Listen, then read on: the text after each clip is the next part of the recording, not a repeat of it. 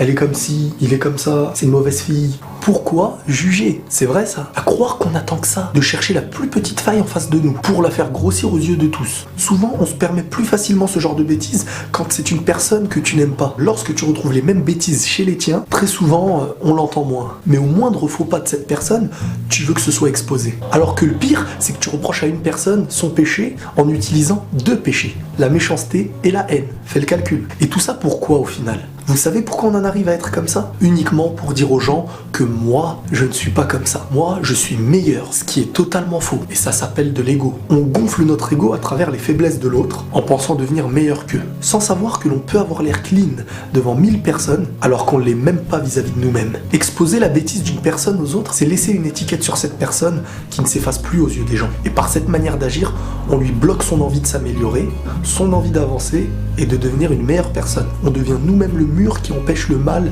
d'avancer vers le bien. Et le pire, c'est que si demain cette personne venait à changer et que Dieu lui aurait pardonné, et bah la mauvaise étiquette qu'elle gardera aux yeux de tous portera ton nom.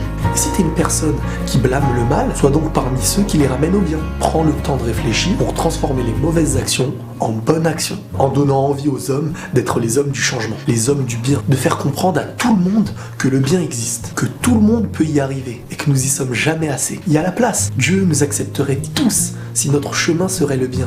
Aucune barrière de notre Seigneur, que des barrières humaines pour des humains, malheureusement. Et sachez que chaque homme connaît réellement sa propre personne et qu'il soit félicité ou critiqué, sa valeur ne change pas à travers les on-dit. Seul Dieu connaît les actes du public, mais surtout ceux du privé. Et chacun de nous transporte son sac vers sa destinée. Les péchés que l'on cache sont parfois pires que les péchés qui nous sont exposés. Donc ne surestimez personne et ne sous-estimez personne. Dites-vous simplement que si une personne fait le bien, c'est que c'est possible. Que si une personne fait le mal, c'est que nous aussi, nous pouvons tomber. Donc faites attention. Nous sommes tous de faibles créatures, mais la plus faible de tous, c'est celle qui se cache derrière les bêtises des autres. Et la plus forte, c'est celle qui avance et qui fait tout pour transformer la faiblesse en force. Et puis l'entraide, ça a tellement plus de valeur que la critique. Donc n'oubliez pas que Dieu pardonne et qu'à notre tour, le pardon se doit d'exister.